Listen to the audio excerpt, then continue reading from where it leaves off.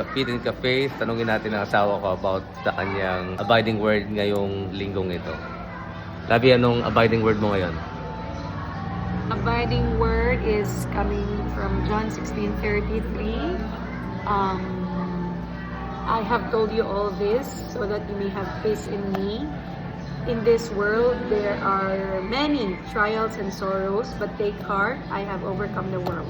Paano mo naranasan ang word na to ngayong week na to?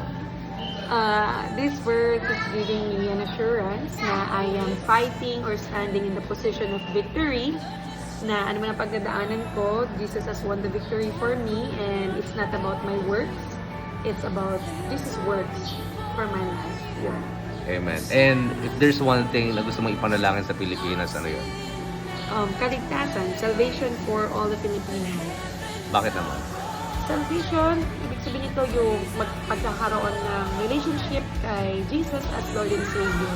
Because I believe na kapag ang bawat isa, bawat Pilipino ay naniniwala sa Kanya, na nananampalataya, nagiging totoong disipulo ni Jesus, nagkakaroon sila ng takot sa Kanya. Ibig sabihin, patatakot silang gumawa ng kasalanan, patatakot silang mangurap, kupitin ng pera ng kaambayan, and that they will lead the Philippines closer to Jesus with all their decisions. That's all for me.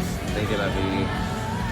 So, stay healthy everyone, hindi lang sa katawan, lalong-lalo na sa emosyon, sa isipan at sa espiritu.